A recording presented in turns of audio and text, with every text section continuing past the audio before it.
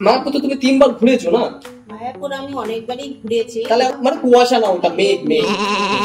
যে তুমি মায়াপুরটা যাচ্ছ কি কাছে বলে কম জানি বলে? মেঘালয় যদি আমি 2 দিনের জন্য ট্যুর করতে যাই না, খরচা পড়ে যাবে। সবচেয়ে পরিষ্কার নদী, ওইদিকে একটা গাছ রয়েছে তোমার বড় গাছ, আর এদিকে একটা বড় গাছ রয়েছে, মাঝখানে কিন্তু তোমার নদী। ঠিক আছে, এক কথায় বলো মায়াপুর না মেঘালয়। তোমাকে এত মেঘালয় যেতে গেলে প্রথমে যেতে হবে গুয়াহাটি। এম ভার্সেস এম হচ্ছে কিন্তু মেঘালয় ভার্সেস মায়াপুর হচ্ছে কিন্তু। তুমি বলো আমাকে, তুমি মায়াপুরটা কেন যাচ্ছ? হ্যালো বন্ধুরা, কেমন আছো সবাই? আশা করছি তোমরা সবাই ভালো আছো, সুস্থ রয়েছো। আজকে কিন্তু বিজয়া দশমী। বিজয়া দশমীর প্রীতি ও শুভেচ্ছা তোমাদের সবাইকে জানাই। আর বড়দের প্রণাম কিন্তু আমি ক্যামেরার মাধ্যমে কিন্তু নিয়ে এলাম। কিন্তু সবাই আশীর্বাদ করো যাতে আমার চ্যানেলটা যেন আরো গ্রো করে নিয়ে যেতে পারি। বন্ধুরা, আজকে কিন্তু আমাদের দুজনের মধ্যে ডিসকাশন হচ্ছে, মা আর আমার মধ্যে ডিসকাশন হচ্ছে এরপরে ট্রাভেল ব্লগটা কোথায় বানাবো। এবার তোমাদের সামনেই কিন্তু আমরা ডিসকাস করতে চলেছি কিন্তু যে আমরা কোথায় বানাবো। এবার আমি একদিকে ভাবছি আর মা ভাবছে কিন্তু অন্যদিকে। এবারে তোমাদের চায়ের টেবিলে বসে কিন্তু ডিসকাস করতে করতে কথা হবে, সেটা তোমাদের ভিডিওতে দেখাবো। আর তোমরা কমেন্ট বক্সে আমাদের কমেন্ট করে জানাবে, যেখানে বেশি ভোট হবে সেখানে কিন্তু আমরা নেক্সট যাবো কিন্তু ট্রাভেল ব্লগ করতে। তুমি আর আমি মায়াপুর যেতে চাচ্ছি, খুব কাছে আমাদের বাড়ি থেকে 2 ঘন্টা 3 ঘন্টার পথ মায়াপুর যাওয়ার। খুব শান্ত পরিবেশ, ওখানে গঙ্গার ঘাট আছে, ওখানে খুব সুন্দর জায়গা, ঘোরার জায়গা অনেক আছে ওখানে। আমি ওখানেই যেতে চাচ্ছি। মেঘালয় যাওয়া যায়। মেঘালয় তো একটা শান্তির জায়গা, যেখানে মেঘ মানে মেঘের রাজ্য বলে। মেঘালয় তো তোমরা সবাই জানো মেঘের রাজ্য বলে। তারপরে একটা তীর্থস্থান, ঘোরার জায়গা, দর্শনীয় স্থান জায়গা, তো ওই ভালো জায়গা। তোমরা এবার বলো, কমেন্ট করে বলো, ভোট করে বলো যে কোথায় যাওয়াটা আমাদের জন্য, মানে তোমাদের জন্য, মানে মেইনলি আমাদের জন্য না। আমরা তো মানে ভিডিওটা না করেও কিন্তু আমরা চলে যেতে পারতাম মায়াপুর বা অন্য কোথাও, মেঘালয় হোক, দার্জিলিং হোক, গ্যাংটক হোক, আবার চলে যেতে পারতাম। তোমাদের সাথে শেয়ার করা হচ্ছে কেন, তোমরা যেখানে বলবে যে ভিডিওটা তোমরা চাও সেটাই। কিন্তু থাম্বনেইলে তোমরা অলরেডি দেখে নিয়েছো মেঘালয় ভার্সেস মায়াপুর দেওয়াবাজি। না, এবার তুমি বলো আমাকে, তুমি মায়াপুরটা কেন যাচ্ছ? তুমি তো একবার বললে তুমি আমাকে শান্তি, এরকম বলেছে কিন্তু শান্তির জায়গা, প্রসাদ, গঙ্গার ঘাট আছে, শান্তি পাওয়া যাবে, মন্দির আছে, ঠিক আছে বুঝলাম। তা মেঘালয় তোমার রয়েছে, মেঘালয়তে পাহাড় রয়েছে, বরফের পাহাড় নেই, জঙ্গল আছে। জঙ্গল একটা শান্তির জায়গা বলতে পারো, একদম নীরব, পশু পাখির আওয়াজ, মানে পাখির আওয়াজ সকাল বিকেল রাত সবসময় কিছু না কিছু কীট পতঙ্গের ডাকছে। তারপরে সবুজ পাহাড়, শান্তির জায়গা, মেঘ যাচ্ছে। তোমরা সবাই জানো মেঘালয় হচ্ছে মেঘের রাজ্য, কিছুক্ষণ আগে আমি যখন বললাম। তো তুমি বলো, এবার বলো যে তাহলে মেঘালয় ছেড়ে তুমি ইয়েতে যেতে যাও কেন, মায়াপুর যেতে যাও কেন? দুটোই কিন্তু ম দিয়ে শুরু, কিন্তু তোমরা কিন্তু লক্ষ্য করনি। এম ভার্সেস এম হচ্ছে কিন্তু, মেঘালয় ভার্সেস মায়াপুর হচ্ছে কিন্তু। এবার তুমি বলো আমাকে মায়াপুর। মায়াপুর তো তুমি 3 বার ঘুরেছো না? মায়াপুর আমি অনেকবারই ঘুরেছি। তাহলে আমার মায়াপুর কেন বলছো? মায়াপুরই আরে আমার ভীষণ ভালো লাগছে, যেতে ইচ্ছে করে। মানে না না, আমি বলতে চাইছি কি যে তুমি মায়াপুরটা যাচ্ছ কি কাছে বলে কম জানি বলে? কিন্তু কিছুদিন আগে কিন্তু আমার সাথে তোমরা সিকিম ব্লগ কিন্তু দেখোনি, কিন্তু এই চ্যানেলে যেন সিকিম ব্লগ আছে, তোমরা কিন্তু দেখোনি কিন্তু মাকে কিন্তু ভিডিওতে দেখাইনি, খুব কম দেখিয়েছি। 1-2 ভিডিওতে হয়তো 6-7টা ভিডিও আপলোড হয়েছে, তার মধ্যে কিন্তু 1-2টোতে দেখিয়েছি কিন্তু।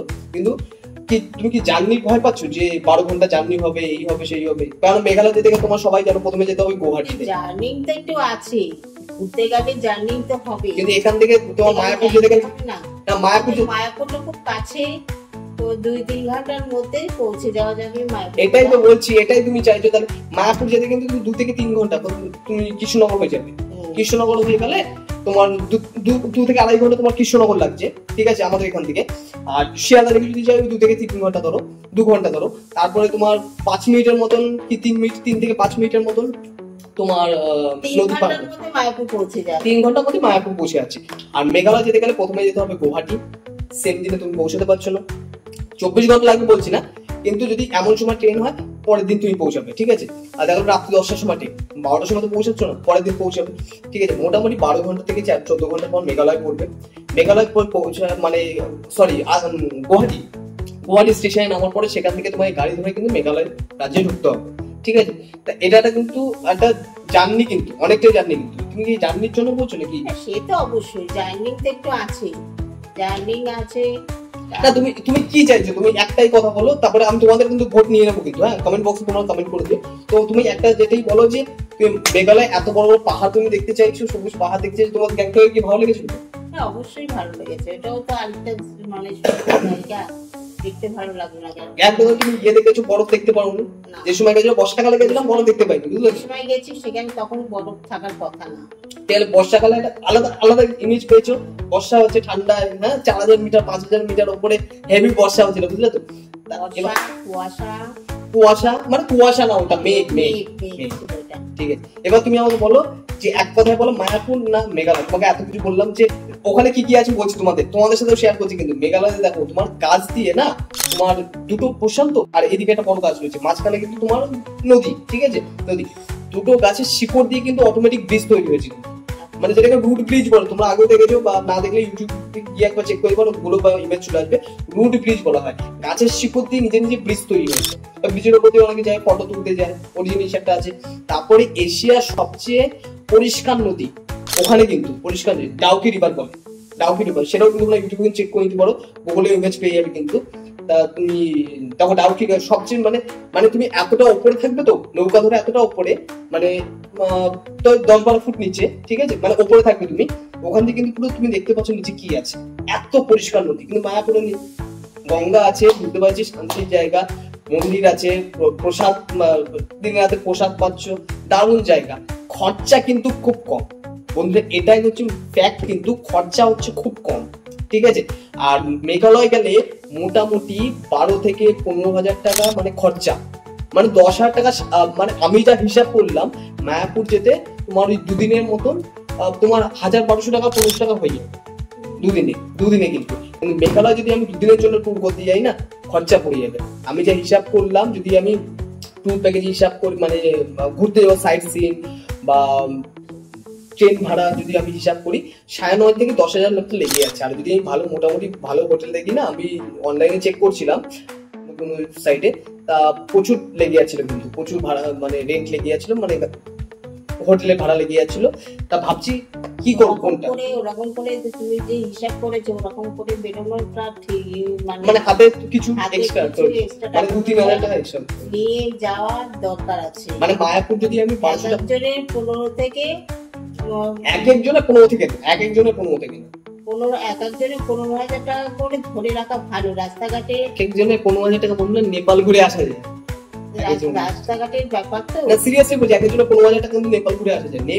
15,000 টাকা লাগবে না। মেঘালয় মানে ধরে রাখো 15 মতন। ঠিক আছে, মেঘালয়তে আরামসে 4 দিন, মেঘালয়তে 15,000-এ আরামসে হয়ে যাবে। কিন্তু মায়াপুর, তাই তো তুমি বলছো মায়াপুর এখন স্টিক করে রয়েছো মায়াপুর, তাই তো?